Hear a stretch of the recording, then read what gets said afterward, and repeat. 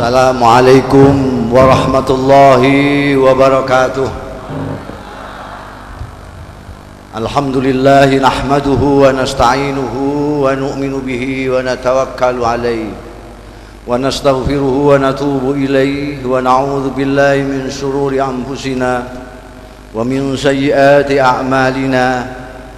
Man yahdihillahu fala mudilla lahu wa man yudlil fala hadiya lahu.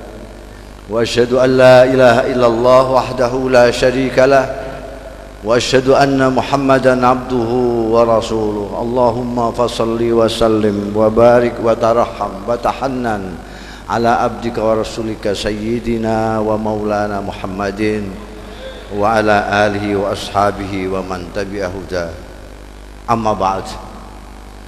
حضرات الأفاضل سادة العلماء والحبائب على إزاء دمائزكم. Yang terhormat dan yang saya hormati Bapak Wali Kota, yang terhormat dan saya hormati Ibu Bupati Pekalongan, para pejabat yang lain sipil TNI maupun Polri yang saya hormati, pengurus Yayasan Syuhada, ibu-ibu, bapak-bapak, saudara-saudara, dan teristimewa saudara saya yang saya cintai, Bapak Haji Taufik Ismail dan Bapak Haji Subah Asah.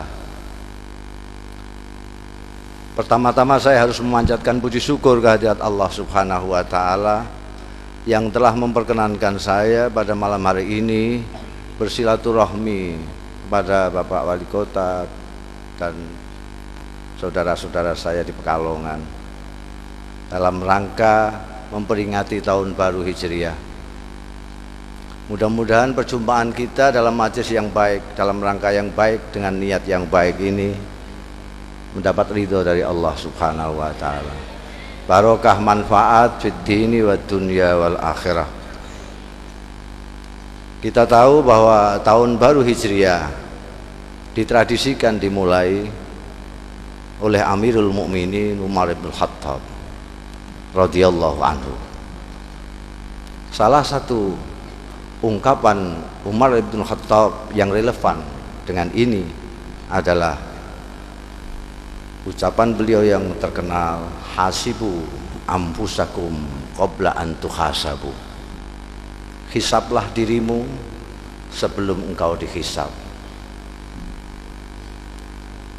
Hasibu anfusakum qabla an tuhasabu, bukan hasibu ghairakum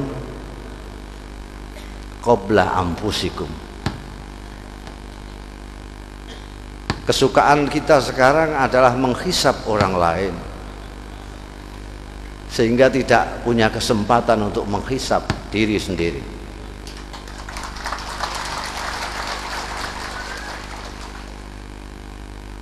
Anfusakum di sini akan saya bawa pengertiannya kepada umat Islam.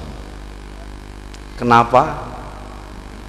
Karena Indonesia ini mayoritas adalah umat Islam.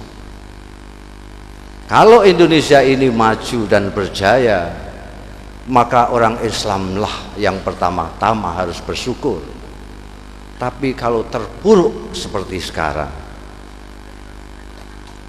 umat Islamlah yang paling bertanggung jawab.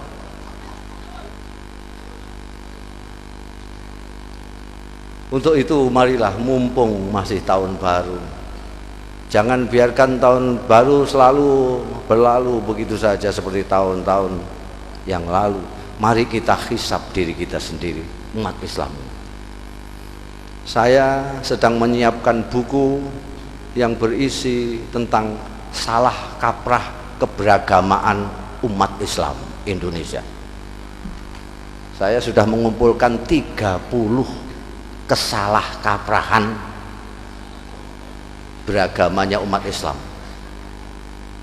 Salah kaprah itu artinya salah tapi karena kaprah dianggap tidak salah.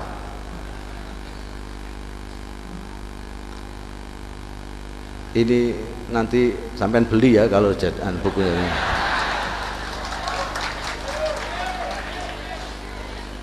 Saya merasa sekarang ini agak sungkan baca Quran. Nggak tahu sampean orang Islam ini apa baca Quran terus apa enggak.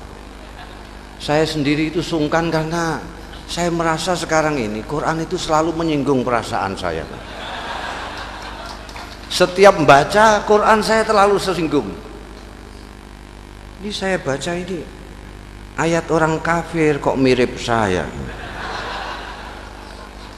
Ini ayat tentang orang munafik kok persis kelakuan saya. Ini ayat untuk orang mukmin kok sama sekali tidak sama dengan saya. Untunglah Anda yang tidak paham Al-Quran atau tidak pernah membaca Al-Quran, karena Anda tidak akan tersinggung oleh Al-Quran. Tahsabuhum jami'an wa qulubuhum syatta, itu untuk orang munafik. Anzartahum am lam tunzirhum la yu'minun, itu untuk orang kafir. Wa idza qamu ila salati qamu kusala, itu untuk orang munafik. Wal mu'minuna wal mu'minat ba'duhum awliya'u ba'din, itu untuk komunitas kaum mukminin mukminat. Jadi kalau orang Islam tidak membenahi dirinya sendiri, insya Allah sampai kiamat kurang 2 hari Indonesia akan masih seperti sekarang. Udah, tausiahnya sekian saja.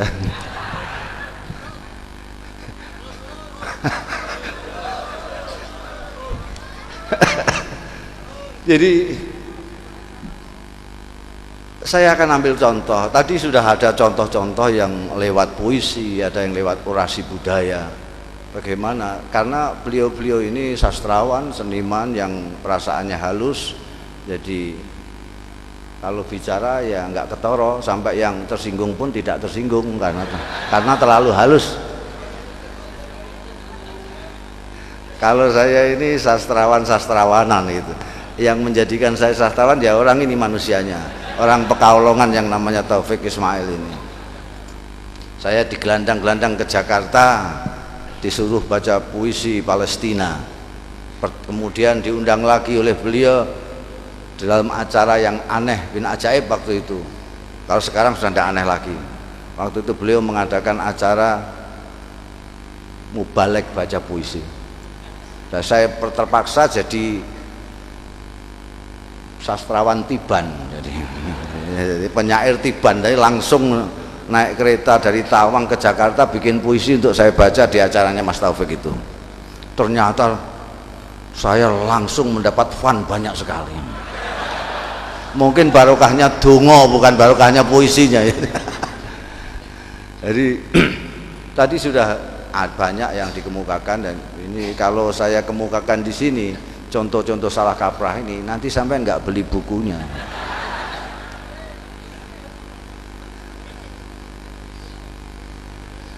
Seperti tadi, wal mu'minuna wal mu'minatu ba'duhum awliya'u ba'din. Ini Quran, firman Allah.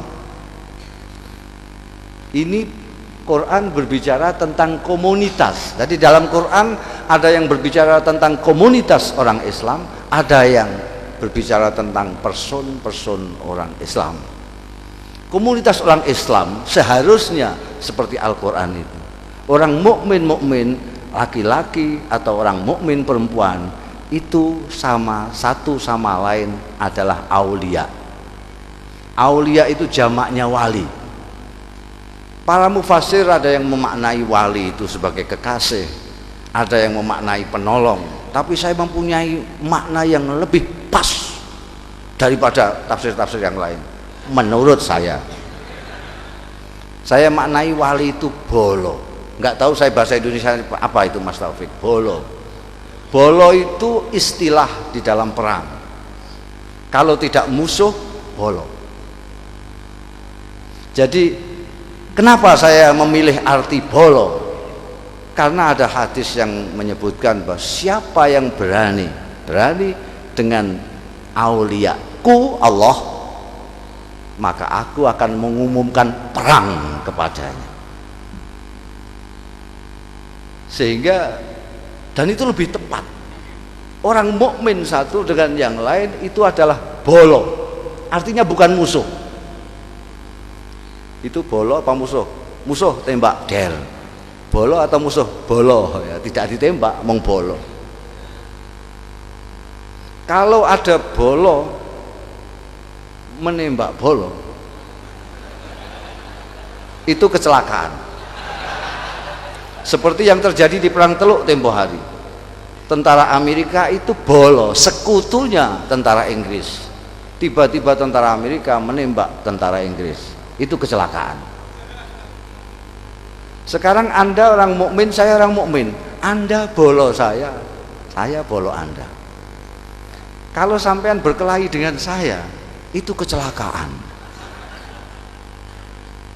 Atau sama-sama tidak membaca Quran. Antara dua itu alternatifnya. Ada sekarang di sini bolo yang berkelahi dengan bolo setiap hari. Dulu malah ada perkelahian antar bolo 5 tahun pisan.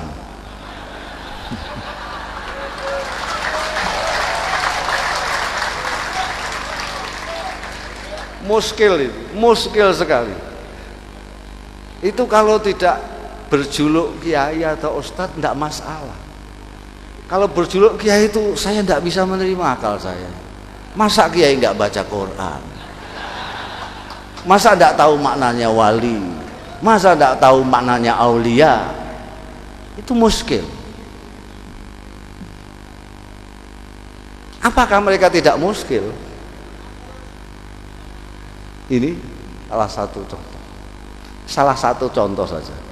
Sekarang Anda lihat, kalau Anda berjalan mulai dari Banyuwangi sampai Banten, tidak pernah Anda melihat masjid yang jelek satu pun, semuanya masjid bagus semua. Malah ada yang merencanakan di Jogja itu, merencanakan entah berapa miliar itu habisnya. Itu masjid menaranya mau menyaingi Candi Prambanan. Di Jakarta, Depok ada masjid yang kubah dan anunya dari emas. Ini juga muskil bagi saya, karena saya pernah datang ke salah satu masjid yang bagus itu di pinggir jalan. Saya kebetulan lewat karena saya pengamen malam. Jadi kalau segini ini nanti saya pulang ke rumah itu sampai rumah subuh. Di tengah jalan jam 3 saya mampir kepengen tahu masjid yang bagus ini untuk sekalian menunggu sholat subuh. Saya tunggu setelah subuh, ada orang tua sekali, mungkin besok pagi sudah meninggal, saking tuanya itu. Dia utak-utak, apa bahasa Indonesia utak-utak itu? Alat speaker itu utak-utak itu ngapain orang tua begitu main-main alat itu? Ternyata dia cobaan gitu, udah tua. Setelah itu azan. Bayangkan orang setua itu azan, suaranya kempreng, panjang, Allahu Akbar. Wah, ini nanti sampai subuhnya habis ini. Begitu selesai azan, terus dia pujian, tombol hati, tambah jelek lagi suaranya.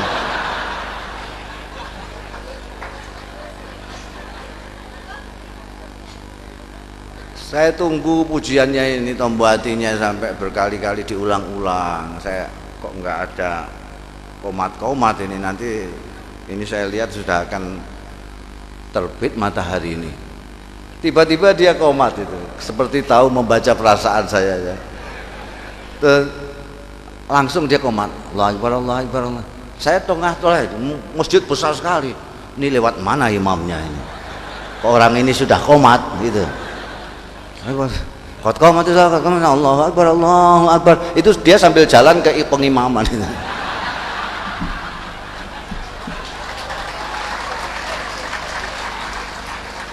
Kalau dia sendiri yang imami, saya pikir ini kalau saya tidak ada, makmumnya juga dia juga ini.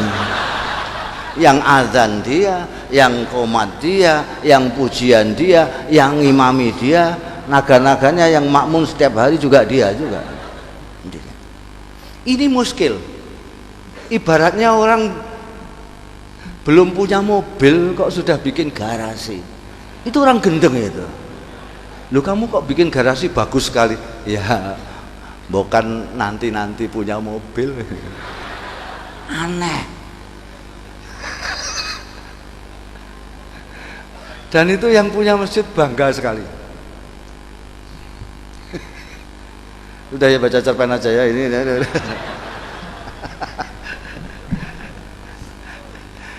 Saya itu sebetulnya sudah lama saya ingin menghentikan penggawaian tausiah mau itu hasanah apa itu. Sebab itu ada dawuhnya Rasulullah, min husni islamil mar'i tarkuhu ma la ya'ni. Termasuk baiknya Islamnya seseorang itu meninggalkan sesuatu yang tidak ada gunanya.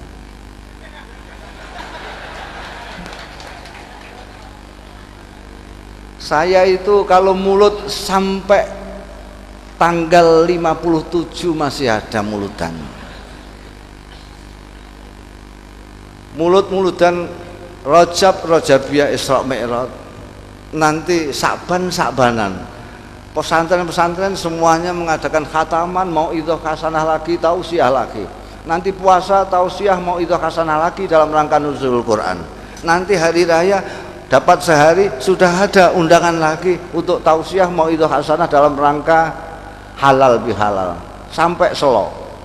Habis itu terus ada tasyakuran haji, terus begitu. Tapi begitu intensnya kita pengajian dan mauidhah hasanah tausiah, tapi yang dimauidhahi ya tetap seperti itu. Yang sering berkelahi dengan saudaranya ya tidak berhenti itu. Yang korupsi ya terus berjalan, malah tambah.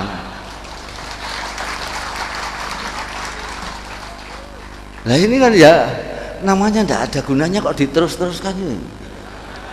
Lebih baik kan bikin cerpen. Saya itu begitu kenal seniman-seniman ini, saya dikompori dengan Pak Taufik Ismail yang penyair, saya dikompori supaya jadi penyair. Mudah kok Mas penyair itu.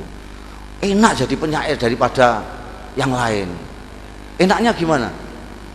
Kalau orang baca syair sampean keliru misalnya, itu yang disalahkan enggak sampean, yang disalahkan dirinya sendiri. Wah, saya enggak paham ini terlalu tinggi.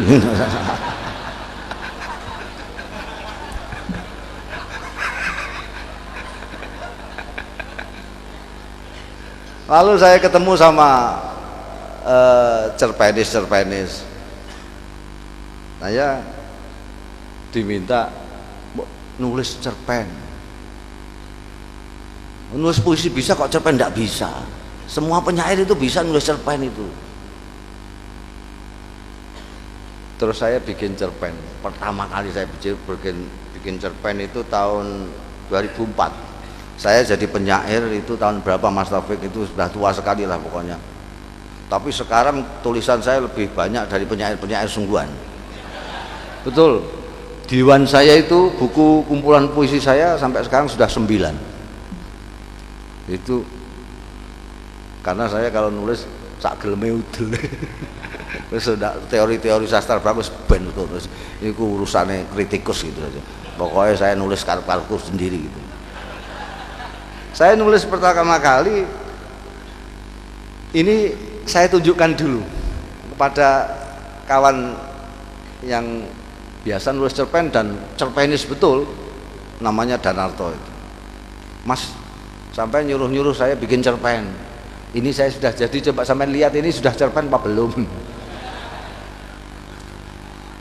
Dibaca. Ini sudah cerpen Mas, orangnya kalem. Jadi kalau ngeritik juga kalem itu, tidak kelihatan itu orang Seragen. Ini sudah cerpen Mas, tapi terlalu panjang. Tidak ada koran yang akan mau muat, apalagi Kompas. Karena Kompas itu terlalu hemat terhadap kolom. Paling jauh 10.000 karakter sajalah.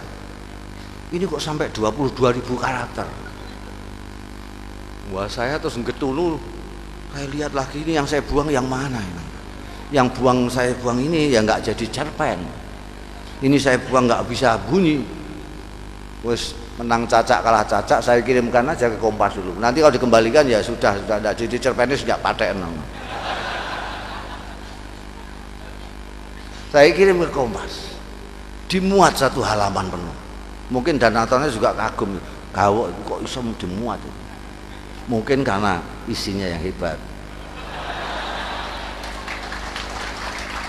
Bukan mungkin, tapi ini termasuk cerpen pilihan Kompas tahun 2004. Itu belum, karena orang Kompas nggak ada yang santri yang jadi juri. Ini yang kumpulan lukisan kaligrafi yang ada cerpen saya itu mendapat anugerah Majelis Sastra Asia Tenggara sebagai tulisan cerpen terbaik di Indonesia. Ini ada sastrawan banyak ya, saya engkei gitu. Karena beliau-beliau ini sudah penghargaan sudah tidak karu-karuan banyaknya itu. Jadi saya dapat sekali kan semenengnya karuan.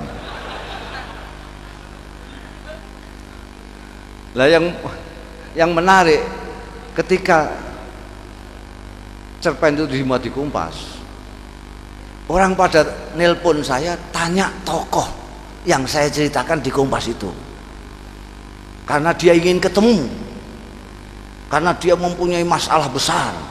Bahkan dari Keraton Solo itu minta ketemu Kiai Tawakal. Kiai Tawakal itu kiai isapan jempol saya yang ada di cerpen saya ini. Ketika ini saya baca di Yogyakarta, seperti sekarang ini banyak sekali, tapi kebanyakan mahasiswa. Ketika saya baca itu, khusyuknya yang mendengarkan melebihi khusyuknya jamaah masjid ketika saya khutbah.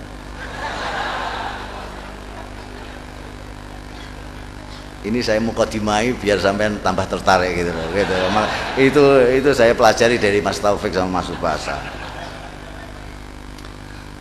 Tapi sebelum saya membaca cerpen supaya ya adil lah gitu, sampean juga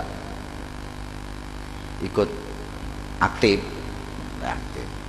Anda akan saya ajak mendoakan Indonesia dulu, munajat, karena ini kelihatannya kok apa namanya beruntun gitu loh. Saya bayangkan ini apa duit pemerintah apa rantai gue ngurusi tsunami, gempa bumi ini kan. Kalau di Quran ini hanya fil bahri wal bahri, ini sampai fil jawi juga. Nanti Anda akan mendengarkan dendangnya Habib Lutfi. Saya kaget tadi ketika didengarkan proofnya. Judulnya lagu itu Cinta Indonesia. Dan itu ada irama padang pasirnya sedikit, ada Cina sedikit, dangdut sedikit, pop sedikit. Wah, luar biasa. Ini Pekalongan jago betul ini.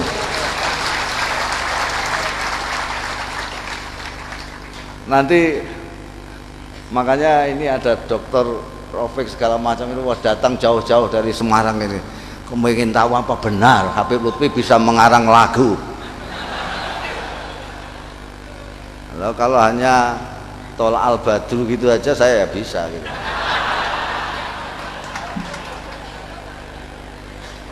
Mari kita munajat sejenak bersama-sama. Siapa tahu di antara kita ini ada yang bolone Gusti Allah.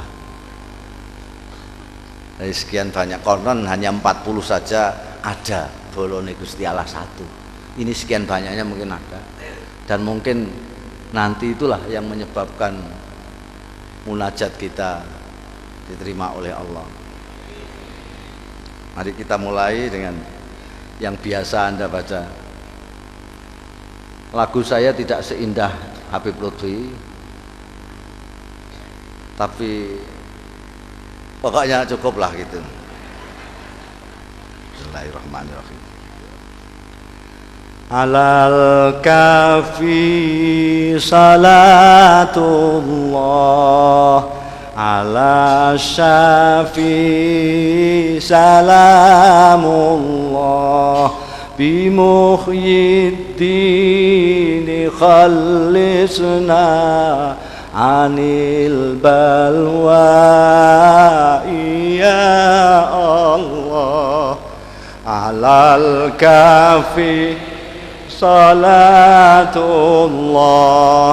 ala syafi salamullah, bimuhyiddin khalisna anil balwa ya Allah. Ibadallah, rijalallah, aghithuna li ajlillah, wa kunu aunana lillah, asa nahdha bifadlillah. Alal kafi salatullah, ala syafi salamullah, bimuhyiddin khalisna anil balwa ya Allah. Ya aqtab wa ya anjab, wa ya sadat wa ya ahbab, wa antum ya ulil albab, ta'alaw wansuru lillah. Alal kafi salatullah, ala kafi salamullah, mukhliddin khalisna anil balwa. Sa'alnakum walizulfa rajaunakum, wa fi amrin qasadnakum, fasuddu azmakum lillah. Alal kafi salatullah, ala syafi salamullah, bimuhyiddin khalisna anil balwa ya Allah. Ya Rabbi bisadati tahaqqaq li isyarati, asa ta'ti bisyarati, wa tasfu waqtuna lillah. Al-kafi salatullah, ala syafi salamullah, bimuhyiddin khalisna anil balwa ya Allah. Bikashfil khujbi an aini, wa rafa'il bayni min bayni, wa tamsil kaifi wal aini, binuril wajhi ya Allah.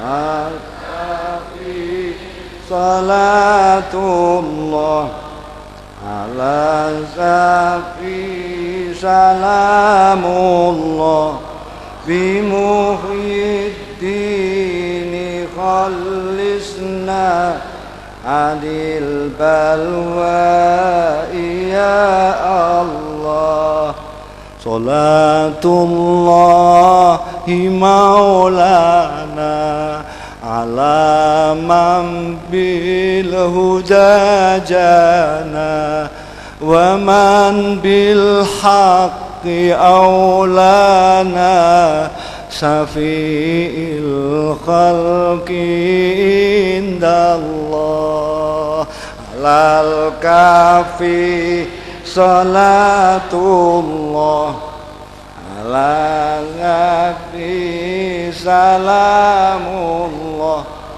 بمحيي الدين خلصنا عن البلواء يا الله. Rasulullah sallallahu alaihi wasallam bersabda, man shalla alayya marra sallallahu alaihi asra, atau kama qala Rasulullah sallallahu alaihi wasallam, siapa yang berselawat kepadaku satu kali, Allah akan mengimbali dengan 10 kali. Selawat yang dari Allah adalah rahmat, seperti disebutkan dalam Al-Quran, alladzi yusalli alaikum wa malaikatuhu liyukhrijakum minadh-dhulumat ilan nur. Kita berselawat tadi, mudah-mudahan Allah mengeluarkan kita dari gumpalan-gumpalan gelap gulita Indonesia ini menuju terang benderang cahayanya.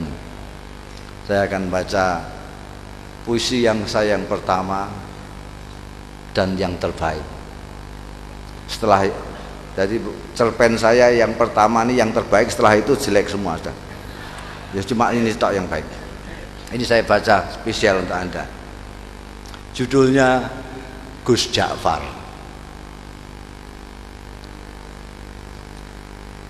Di antara putra-putra Kiai Saleh, pengasuh pesantren Sabilul Muttaqin dan sesepuh di daerah kami, Gus Ja'farlah yang paling menarik perhatian masyarakat.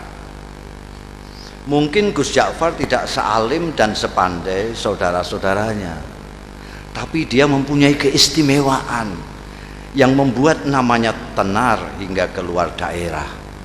Malah konon beberapa pejabat tinggi dari pusat memerlukan sowan khusus ke rumahnya setelah mengunjungi Kiai Saleh. Kata Kang Solikin yang dekat dengan keluarga dalem, bahkan Kiai Saleh sendiri segan dengan anaknya yang satu itu. Kata Kiai, Gus Ja'far itu lebih tua dari beliau sendiri. Cerita Kang Solikin suatu hari kepada kawan-kawannya yang sedang membicarakan putra bungsu Kiai Saleh itu. Saya sendiri tak paham apa maksudnya, kok anaknya lebih tua dari beliau itu. Tapi Gus Ja'far memang luar biasa, kata Mas Bambang, pegawai Pemda yang sering mengikuti pengajian subuh Kiai Saleh. Matanya itu loh, sekilas saja beliau melihat kening orang, kok langsung bisa melihat rahasianya yang tersembunyi. Kalian ingat enggak Sumini yang anak penjual rujak di terminal lama yang dijuluki perawan tua itu? Sebelum dilamar orang Sabrang kan ketemu Gus Ja'far. Waktu itu Gus Ja'far bilang, Sum, kulihat kok keningmu kok bersinar, sudah ada yang ngelamar ya? Duh, tak lama kemudian orang Sabrang itu datang melamar Sumini. Kang Kandar kan juga begitu, timpal Mas Guru Slamet. Kalian kan mendengar sendiri ketika Gus Ja'far bilang kepada tukang kebun SD 4 itu, Kang, saya lihat hidung sampean kok sudah bengkok, sudah capek menghirup napas ya?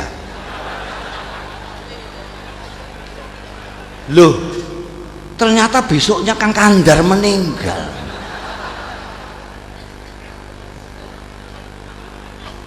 Ya, waktu itu saya pikir Gus Ja'far hanya berkelakar, sahut Ustadz Kamil.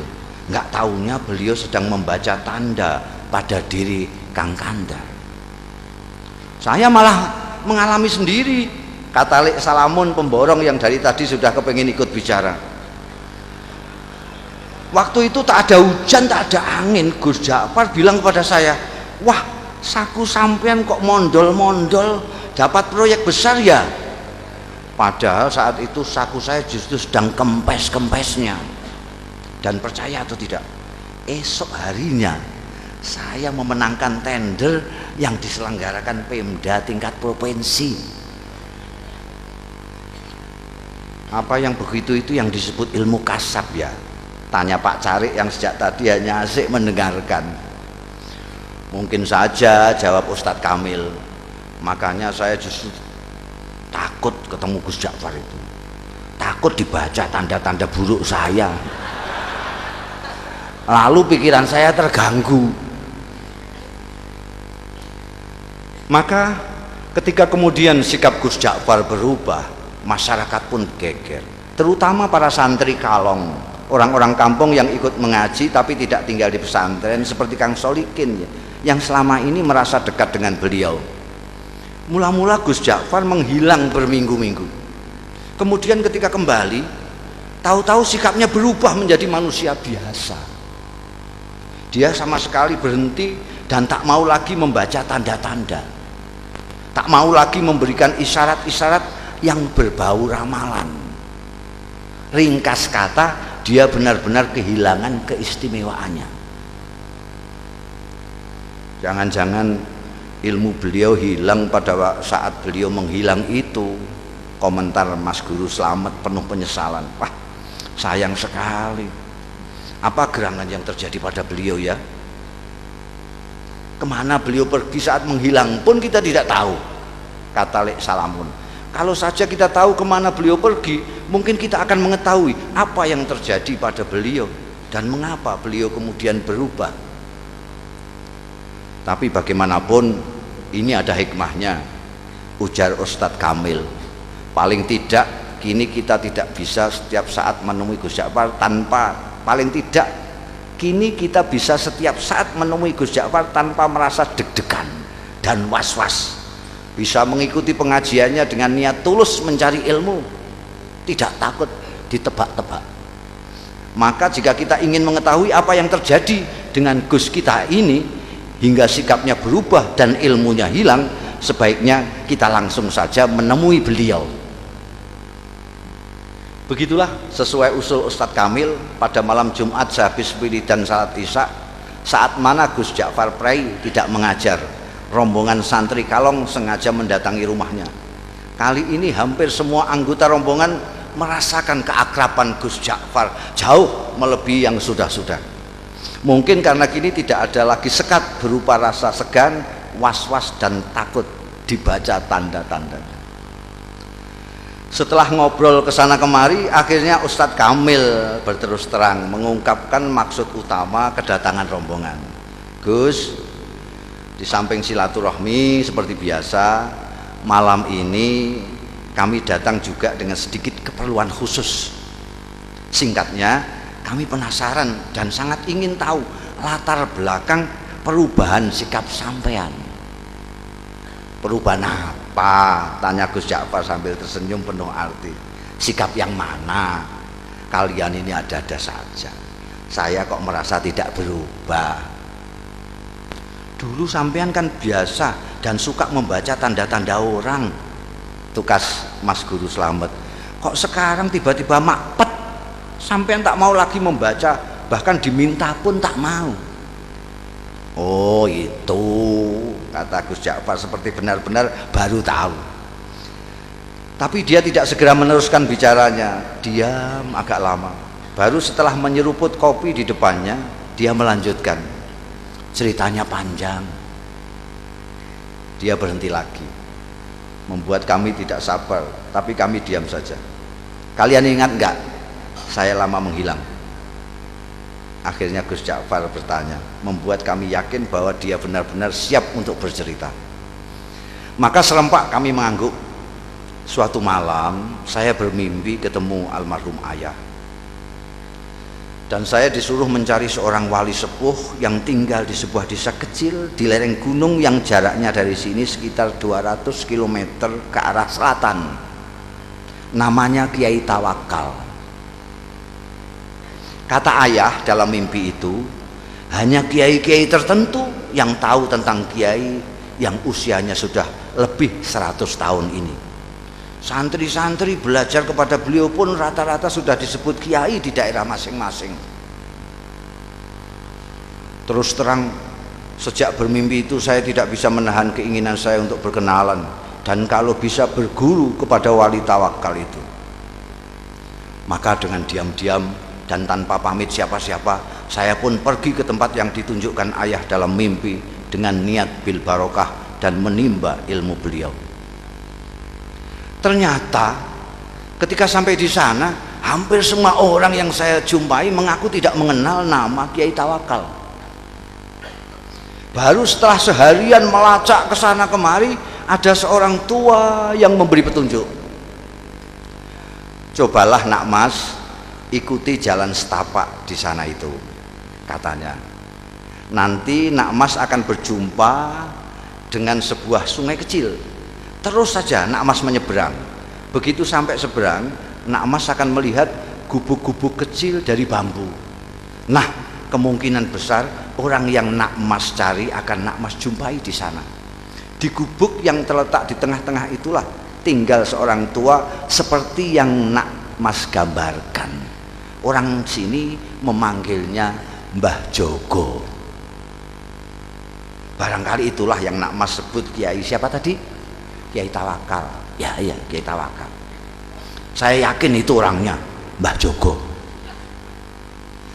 Saya pun mengikuti petunjuk orang tua itu menyeberang sungai dan menemukan sekelompok rumah gubuk dari bambu. Dan betul, di gubuk bambu yang terletak di tengah-tengah, saya menemukan Kiai Tawakal alias Mbah Jogo sedang dikelilingi santri-santrinya yang rata-rata sudah tua.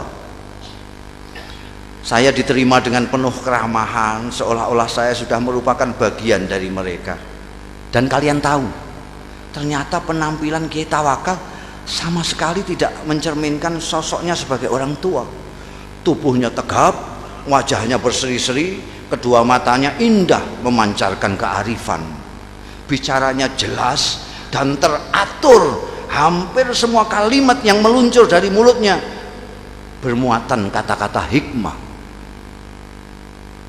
Tiba-tiba Gus Ja'far berhenti, menarik napas panjang, baru kemudian melanjutkan. Hanya ada satu hal yang membuat saya terkejut dan terganggu. Saya melihat di kening beliau yang lapang ada tanda yang jelas sekali, seolah-olah saya membaca tulisan dengan huruf yang cukup besar dan berbunyi ahli neraka. Astagfirullah. Belum pernah selama ini saya melihat tanda yang begitu gamblang. Saya ingin tidak mempercayai apa yang saya lihat. Pasti saya keliru. Masa seorang yang dikenal wali, berilmu tinggi dan disegani banyak kiai yang lain disurat sebagai ahli neraka? Tak mungkin. Saya mencoba meyakinkan diri saya bahwa itu hanyalah ilusi, tapi tak bisa. Tanda itu terus melekat di kening beliau. Bahkan belakangan saya melihat tanda itu semakin jelas ketika beliau habis berwudu. Gila. Akhirnya niat saya untuk menimba ilmu kepada beliau, meskipun secara lisan memang saya sampaikan demikian, dalam hati sudah berubah menjadi keinginan untuk menyelidiki dan memecahkan keganjilan ini. Beberapa hari saya amati perilaku Kiai Tawakal. Saya tidak melihat sama sekali hal-hal yang mencurigakan. Kegiatan rutinnya sehari-hari tidak begitu berbeda dengan kebanyakan kiai yang lain. Mengimami salat jamaah, melakukan salat-salat sunnah seperti duha, tahajud, witir dan sebagainya, mengajar kitab-kitab, umumnya kitab-kitab besar, mujahadah, zikir malam, menemui tamu dan semacamnya.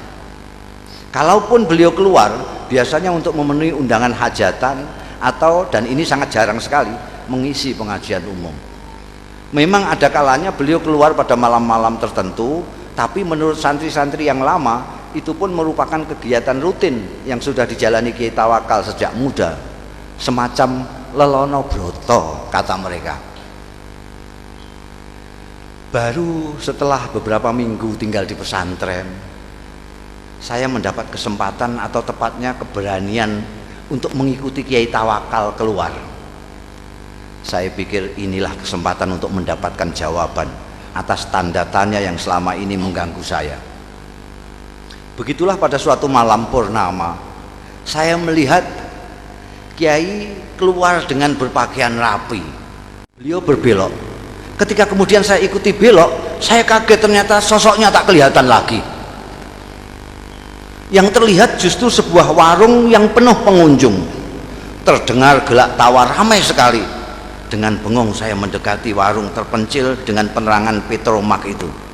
Dua orang wanita, yang satu masih muda, yang satu lagi agak lebih tua, dengan dandanan yang menor, sibuk melayani pelanggan sambil menebar tawa genit ke sana kemari. Tidak mungkin Kiai mampir ke warung ini, pikir saya. Ke warung biasa saja tidak pantas, apalagi warung yang suasananya saja mengesankan kemesuman itu. Mas Ja'far, tiba-tiba saya dikagetkan oleh suara yang tak asing di telinga saya, memanggil-manggil nama saya. Masya Allah, saya hampir tidak mempercayai pendengaran dan penglihatan saya. Memang betul, mata saya melihat Kiai Tawakal melambaikan tangan dari dalam warung. Dengan kikuk dan pikiran tak karuan, saya pun terpaksa masuk dan menghampiri Kiai saya yang duduk santai di pojok. Warung penuh dengan asap rokok.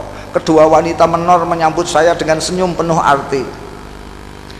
Kiai Tawakal menyuruh orang di sampingnya untuk bergeser. Kasih kawan saya ini tempat sedikit. Lalu kepada orang-orang yang ada di warung, Kiai memperkenalkan saya. Katanya, ini kawan saya, dia baru datang dari daerah yang cukup jauh, cari pengalaman katanya. Mereka yang duduk dekat serta-merta mengulurkan tangan, menjabat tangan saya dengan ramah, sementara yang jauh melambaikan tangan. Saya masih belum sepenuhnya menguasai diri, masih seperti dalam mimpi, ketika tiba-tiba saya dengar Kiai menawari, minum kopi ya. Saya mengangguk asal mengangguk. Kopi satu lagi yuk, kata Kiai kepada wanita warung sambil mendorong piring jajan ke dekat saya. Silahkan, ini namanya Rondo Royal, tape goreng kebanggaan warung ini. Lagi-lagi saya hanya mengangguk kepala asal mengangguk. Kiai Tawakal kemudian asik kembali dengan kawan-kawannya dan membiarkan saya bengong sendiri. Saya masih tak habis pikir, bagaimana mungkin Kiai Tawakal yang terkenal waliullah dan dihormati para kiai lain bisa berada di sini, akrab dengan orang-orang beginian, bercanda dengan wanita warung. Inikah yang disebut lelono broto? Ataukah ini merupakan dunia lain beliau yang sengaja disembunyikan dari umatnya? Tiba-tiba saya seperti mendapat jawaban dari tanda tanya yang selama ini mengganggu saya, dan karenanya saya bersusah payah mengikutinya malam ini. Oh, pantas di keningnya aku lihat tanda itu. Tiba-tiba sikap dan pandangan saya terhadap beliau berubah. Mas, sudah larut malam. Tiba-tiba suara Kiai Tawakal membuyarkan lamunan saya. Kita pulang yuk. Dan tanpa menunggu jawaban saya, Kiai membayari minuman dan makanan kami, berdiri, melambai kepada semua, kemudian keluar. Seperti kerbau dicocok hidung, saya pun mengikutinya. Ternyata setelah melewati kebun sengon, Kiai Tawakal tidak menyusuri jalan-jalan yang tadi kami lewati. Biar cepat, kita mengambil jalan pintas saja ya, katanya. Kami melewati pematang, lalu menerobos hutan, dan akhirnya sampai di sebuah sungai. Dan sekali lagi saya menyaksikan kejadian yang menggoncangkan. Kiai Tawakal berjalan di atas permukaan air sungai seolah-olah di atas jalan biasa saja. Delonyor-delonyor. Sampai di seberang, beliau menoleh ke arah saya yang masih berdiri mematung. Beliau melambai, ayo, teriaknya. Untung saya bisa berenang. Saya pun kemudian berenang menyeberangi sungai yang cukup lebar. Sampai di seberang ternyata Kiai Tawakal sudah duduk-duduk di bawah pohon randu alas menunggu. Kita istirahat sebentar katanya, tanpa menengok saya yang sibuk berpakaian. Kita pasti punya waktu, insya Allah sebelum subuh kita sudah sampai pondok. Setelah saya ikut duduk di sampingnya, tiba-tiba dengan suara berwibawa Kiai berkata mengejutkan, "Bagaimana? Kau sudah menemukan apa yang kau cari? Apakah kau sudah menemukan pembenar dari tanda yang kau baca di kening saya? Mengapa kau seperti masih terkejut? Apakah kau yang mahir melihat tanda-tanda menjadi ragu terhadap kemahiranmu sendiri?" Dingin air sungai rasanya semakin menusuk mendengar rentetan pertanyaan beliau yang menelanjangi itu. Saya tidak bisa berkata apa-apa.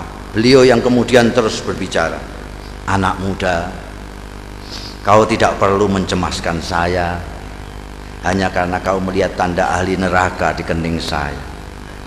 Kau pun tidak perlu bersusah payah mencari bukti yang menunjukkan bahwa aku memang pantas masuk neraka. Karena pertama, apa yang kau lihat belum tentu merupakan hasil dari pandangan kalbumu yang bening. Kedua, kau tak akan tahu sebagaimana neraka, surga, aku adalah milik Allah. Maka terserah kehendaknya, apakah ia mau memasukkan diriku ke surga atau ke neraka. Untuk memasukkan hambanya ke surga atau neraka, sebenarnya lah ia tidak memerlukan alasan. Sebagai kiai, apakah kau berani menjamin amalmu pasti mengantarkanmu ke surga kelak? Atau kau berani mengatakan bahwa orang-orang di warung yang tadi kau pandang sebelah mata itu pasti masuk neraka? Kita berbuat baik karena kita ingin dipandang baik olehnya. Kita ingin berdekat-dekat dengannya, tapi kita tidak berhak menuntut balasan kebaikan kita darinya. Mengapa? Karena kebaikan kita pun berasal darinya. Bukan begitu? Bukan begitu. Aku hanya bisa menuntut. Sementara Kiai Tawakal terus berbicara sambil menepuk-nepuk punggung saya. Kau harus lebih berhati-hati bila mendapat cobaan Allah berupa anugerah. Cobaan yang berupa anugerah tidak kalah gawatnya dibanding cobaan yang berupa penderitaan. Seperti mereka yang di warung tadi, kebanyakan mereka orang susah. Orang susah sulit kau bayangkan bersikap takabur atau ujub, atau sikap-sikap lain yang cenderung membesarkan diri sendiri. Berbeda dengan mereka yang mempunyai kemampuan dan kelebihan, godaan untuk takabur, sombong dan sebagainya itu datang setiap saat. Apalagi bila kemampuan dan kelebihan itu diakui oleh banyak pihak. Malam itu saya benar-benar merasa mendapatkan pemahaman dan pandangan baru dari apa yang selama ini sudah saya ketahui. Ayo kita pulang. Tiba-tiba Kiai bangkit. Sebentar lagi subuh. Setelah sembahyang subuh nanti kau boleh pulang. Saya tidak merasa diusir. Nyatanya memang saya sudah mendapat banyak dari Kiai luar biasa ini. Ketika saya ikut bangkit, saya celinguan. Kiai Tawakal sudah tak tampak lagi. Dengan bingung saya terus berjalan. Ku dengar azan subuh berkumandang dari sebuah surau, tapi bukan surau bambu kami. Seperti orang linglung, saya datangi surau itu dengan harapan bisa ketemu dan berjamaah salat subuh dengan Kiai Tawakal. Tapi jangankan Kiai Tawakal, orang yang mirip beliau pun tak ada. Tak seorang pun dari mereka yang berada di surau itu yang saya kenal. Baru setelah sembahyang, seseorang menghampiri saya. "Apakah sampean Ja'far?" tanyanya. Ketika saya mengiyakan, orang itu pun menyerahkan sebuah bungkusan besar yang ternyata berisi barang-barang milik saya sendiri. "Ini titipan Mbah Jogo, katanya milik sampean." "Beliau di mana?" tanya saya buru-buru. "Mana saya tahu," jawabnya. "Mbah Joko datang dan pergi semaunya. Tak ada seorang pun yang tahu dari mana beliau datang dan kemana beliau pergi." Begitulah ceritanya. dan Kiai Tawakal alias Mbah Joko yang telah berhasil mengubah sikap saya itu tetap merupakan misteri. Gus Ja'far sudah mengakhiri ceritanya, tapi kami yang dari tadi suntuk mendengarkan masih diam tercenung sampai Gus Ja'far kembali menawarkan sungguhannya. Monggo monggo didahar. Wassalamualaikum warahmatullahi wabarakatuh. Waalaikumsalam warahmatullahi wabarakatuh.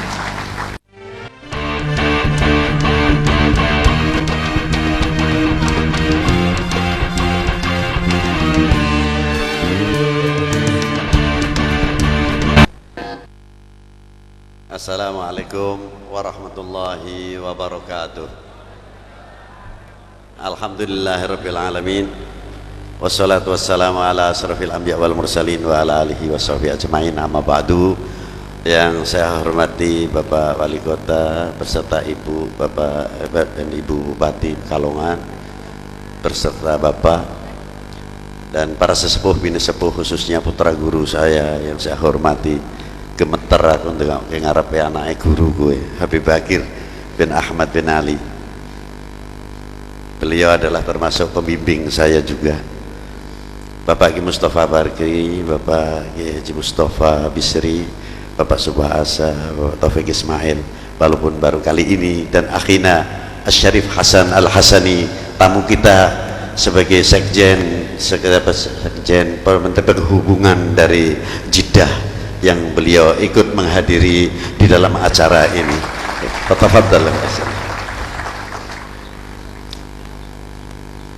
Yang saya banggakan, warga Kota Pekalongan, pada malam hari ini kita berkumpul dalam judulnya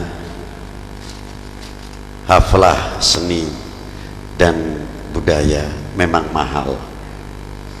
Sekelumit perlu saya menceritakan di dalam seni sebelum saya menampilkan sedikit apa yang bisa saya kerjakan.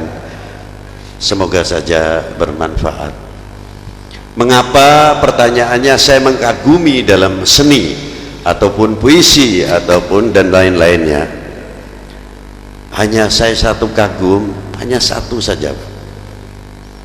Mungkin di sini banyak pakar-pakar seniman atau pakar-pakar musisi, musikus. Jane ora pantas kiai ngomongin musik ini. Tapi ayah saya memang tokoh dari tokoh musik juga, yang kebetulan dulu menjabat di TU Pedanka Kodia Pekalongan pada tahun 60-an, yang menguasai 27 bahasa secara conversation, tapi saya sama sekali ora cici. Beliau terkenal seorang violis, sampai terkenal namanya, panggilannya Ali Piul. Itu ayah saya. Apa yang saya kagumi perlu kita pelajari. Satu sisi memang dunia alatul malahi, ada kalanya bisa melupakan kita zikir kepada Allah, tapi ada kalanya pula bahwa musik itu mendorong, mendatangkan dhok atau dhauk hingga kita ingat kepada Allah. Sebagaimana Apollo pada waktu diterbangkan, begitu yang pertama kali untuk alat pendorong meledak, maka naiklah ke atas dan kerangka daripada ledakan itu ditinggalkan. Itulah sifat seni seperti Jalaluddin Ar-Rumi, bagaimana beliau di dalam mendatangkan dhok menggunakan musik. Terselip di dalam dunia seni bagaimana corak demokrasi yang indah. Kalau memahami, kalau musik, viol itu adalah is king, raja di dalam dunia musik. Komposisinya dalam dunia musik, kalau 4 atau 5 viol pasti ada dinamonya itu satu. Itu violnya paling pegang peranan. Yang kedua ada alto. Itu viol alto itu lebih besar dari bentuk viol biasa. Setelah alto di belakang ada yang namanya cello atau cello. Jadi kalau memerlukan namanya viol itu 25, mestinya cellonya 5 dan altonya 5 dari oktav 1, oktav 2 dan oktav ketiga. Ini kalau musik. Baru dunia opera terbuka, konser orkestra seperti Beethoven, Mantovani, S.D. Burman, terus Palmoriat, dan yang sekarang ini adalah yang sedang terkenal Yani. Beliau adalah seorang lahiran Irak tapi keturunan Yunani, kurang lebihnya. Sangat populer sekali. Bagaimana mengkombinasikan antar budaya-budaya yang tertua di dunia ini, dari dunia Timur Tengah, Cina, Yunani kuno, dan India, digabung menjadi satu. Dan setelah itu susunan alat tiup yang disebut flute, mulai klarinet, saxophone, bass tom, dan trombola, dan lain sebagainya. Wujud iki kaya ngopo beb, aku dhewe ora weruh kowe. Ya banyak lah itu trompet yang besar itu, sing nek nabuh bab bab gitu tok nang kene. Itu diantaranya. Di belakang alat-alat seperti organ, piano boleh ditaruh di depan, itu juga boleh. Terus yang lainnya bass gitar, dari kendang mambo sampai bongo, sampai drummernya, sampai timpani. Ya, timpani itu kayak apa? Kayak wojo tapi gede. Itu bisa mengeluarkan suara gelombang, suara kilat. Di dunia musik-musik yang besar disebut timpani. Bukan tertimpa tapi timpani. Anehnya para musisi tersebut atau musikus tidak terlepas membaca koridornya. Setiap lagu diberikan hak antar viol, saxophone, trompet, dan lain sebagainya, tapi sesuai koridornya masing-masing. Bagaimana cara mendemokan daripada alat-alat seni tersebut? Dikomando oleh seorang dirijen yang menguasai persis, bisa membagi waktu, hebat sekali, memberikan peluang. Haknya untuk violis nampil viol, dia dengan komandonya, dengan indahnya dia sudah bisa mengacungkan tangannya, mulai ini bagian viol. Kalau sudah tangannya bergerak lagi, dia tahu ini komandonya untuk alat tiup semuanya. Indah benar. Pada waktu suatu ketika saxophone itu atau mendapat bagian untuk demo, yang lainnya tidak nyerimpung, Pak. Itu saya kagum. Justru mewarnai, membuat satu background yang enak sekali. Umpamanya terus ngiringi, indah betul. Karena apa? Tahu membaca koridor, cara berdemo. Dan yang diberi kesempatan oleh dirijen tunduk, takut, dan mengerti, dan siap dipimpin. Yang menjadi dirijen siap memimpin, yang dipimpin siap untuk dipimpin. Itulah bentuk orkestra yang luar biasa pada dasarnya. Kehebatan.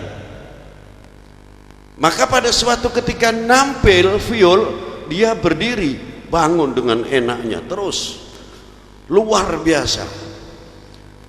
Tepat pada waktu dia berhenti, kata dirijennya sudah memberitahu, begini langsung turun, saxophone naik lagi, tidak saling ambisi.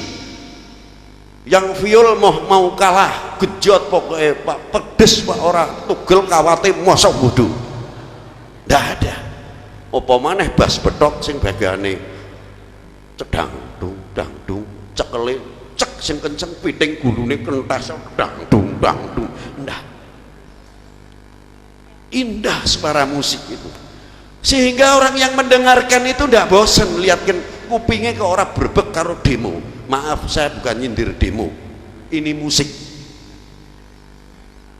Bila bangsa ini, umat ini,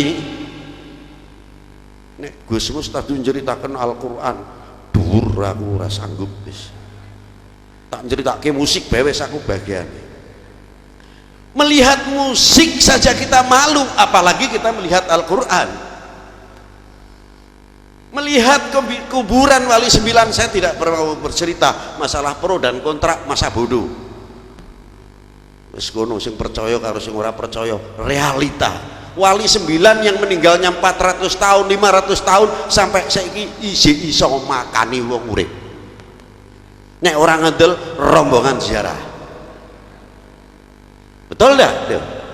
Nah, Syarif Hidayatullah sebelah non muslim, sebelah muslim. Sing menyan cilik kadek menyan sing gedhi lilin sing cindek sing dawa macam-macam. Sing sebelah la ilaha illallah, la ilaha illallah. Sing sebelah moh kalah illallah, la ilaha illallah. Sing burine cepet meneh. Allah, Allah, Allah. Kok ora padu ajibe. Ki teko dhisik aku kayak waktu ora jalan indah alias wong mati si iso ngrukunake wong urip. Lah dhewe sing padha uripe kangelan ngrukunake wong urip kalah karo wong mati. Ini satu contoh. Musik sama. Makanya saya mengucapkan terima kasih kepada panitia Masjid Syuhada dan Bapak Wali Kota kita yang ikut partisipasi dalam menyelenggarakan malam ini. Semoga seni budaya ini akan menjadi pelajaran untuk kita semuanya, bagaimana kita belajar memberikan hak-hak kepada sesama kita sehingga mewujudkan baldatun thayyibatun wa rabbun ghafur, saling mengayomi bukan untuk saling menghantam. Itulah yang bisa saya sampaikan. Tapi nek suarane ora enak aja diwadani. Saya salutkan. Terima kasih. Assalamualaikum.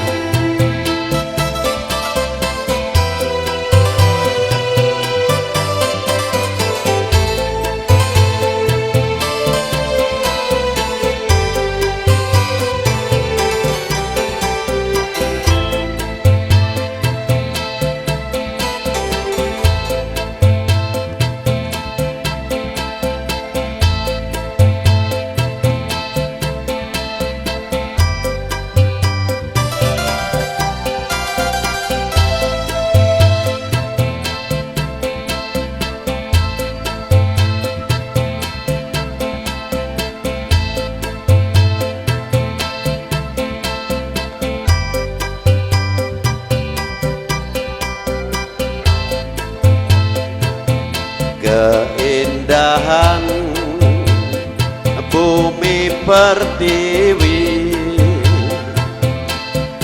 terhias untian mutiara,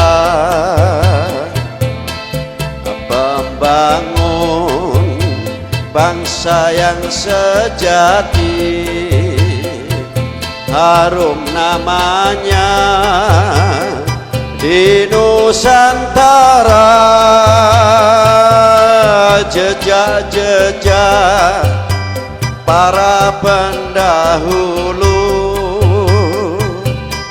sejarah saksi kehidupannya, tersurat tersirat masa lalu, jadi bekal untuk penerusnya. Tersurat tersirat masa lalu, jadi bekal untuk penerusnya.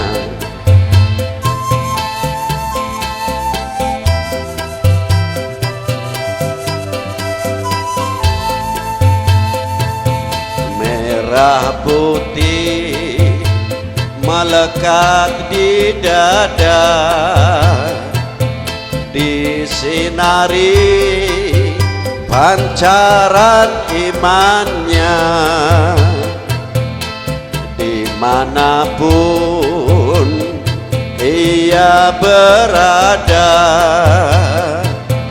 tetap cinta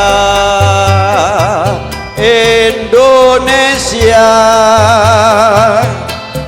pejuang agama kemerdekaan, cermin untuk setiap pribadinya. Banyak sudah yang melupakan, yang sehingga mudah digoyahkan. Banyak sudah yang melupakan, yang sehingga mudah digoyahkan.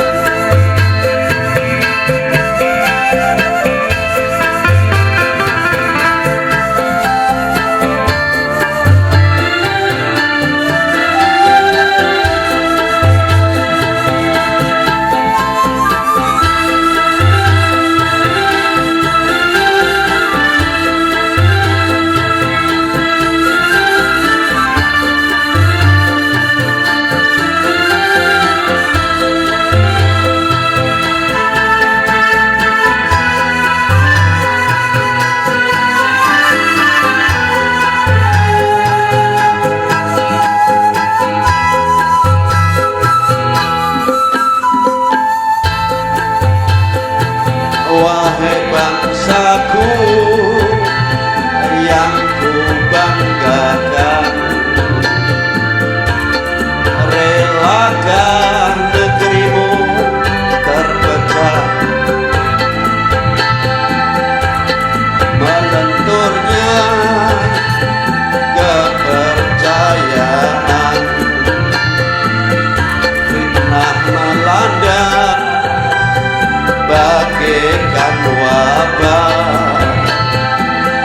Bangsa yang besar akan menghormati para pemuka dan para leluhurnya. Baginya tiada hidup tanpa arti, masa depan di pundaknya.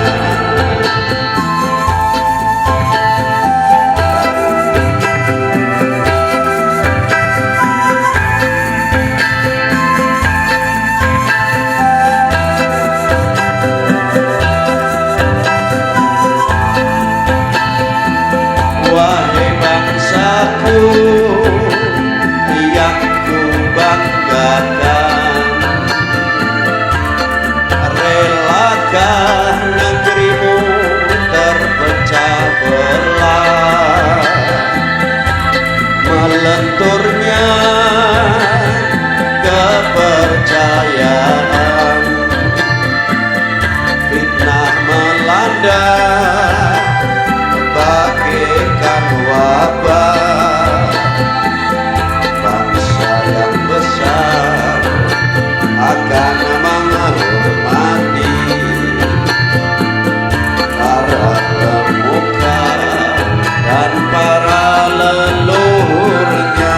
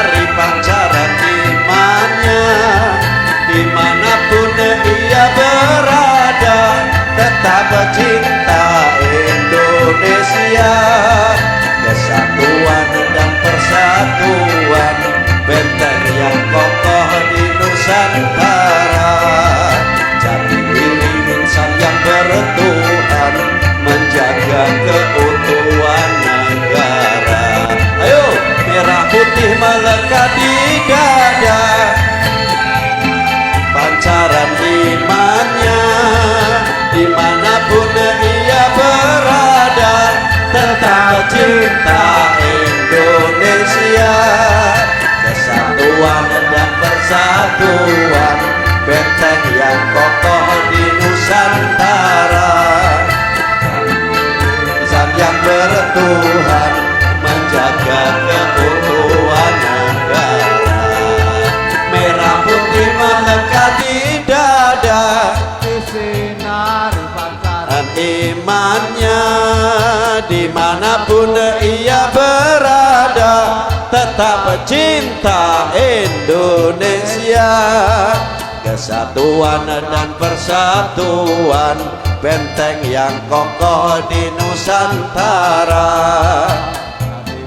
Insan yang bertuhan menjaga keutuhan negara, merah putih melekat di dada, disinari pancaran imannya, dimanapun ia berada, tetap cinta Indonesia, kesatuan dan persatuan, benteng yang kokoh di Nusantara.